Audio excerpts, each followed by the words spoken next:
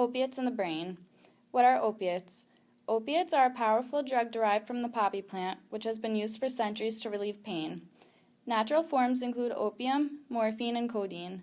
Man-made variants called opioids include Demerol, oxycodone, Vicodin, heroin, etc.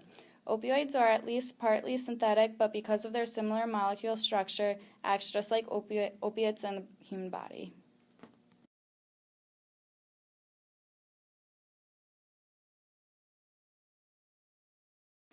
What takes place within the brain? First, the opiates are carried towards the brain via the bloodstream.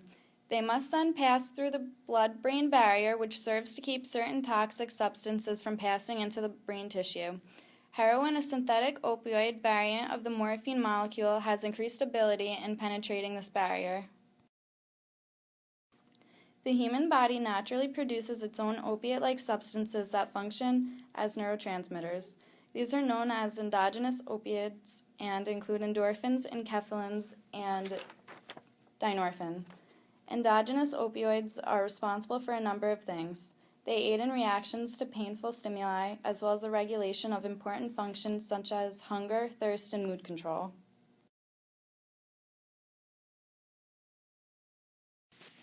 There are 3 specific kinds of opiate receptors that are affected here: the mu, delta, and kappa receptors.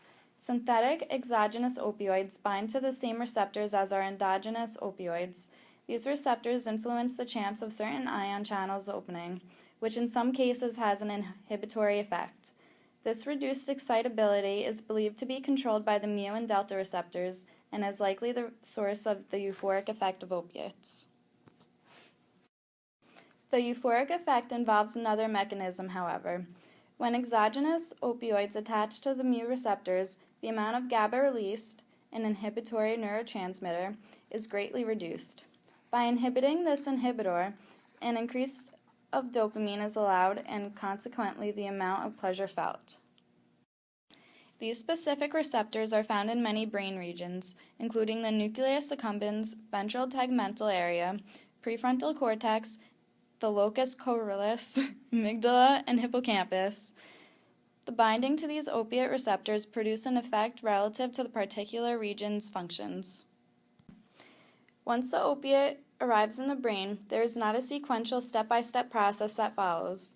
Instead, the many areas affected by the drug exhibit a form of parallel processing, each working in conjunction with the other. The altogether product then yields the effects that the user may or may not be aware of. The 2 regions of the brain perhaps most liable in the addiction or dependency process are the ventral tegmental area, or VTA, and the nucleus accumbens. These 2 areas are interconnected with one another and have been labeled the reward circuit. The VTA is located in the center of the brain within the mesencephalon. It takes in information from other regions of the brain, which tells it how well various human needs are being satisfied. The VTA then forwards this information to the nucleus accumbens, which is located in the telencephalon. This flow of information requires an increase in the production of dopamine and is considered one of the major dopamine pathways.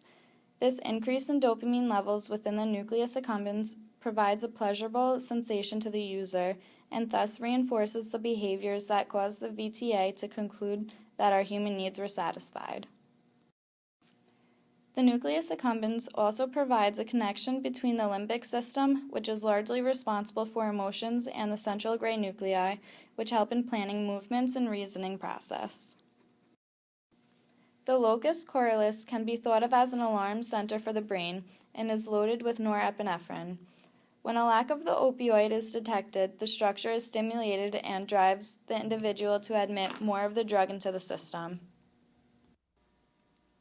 Naloxone was originally used to counter the effects of opiate overdose.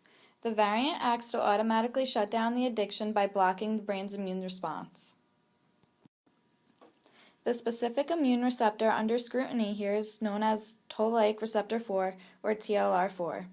The variant of naloxone acts by binding to these TLR4 receptors.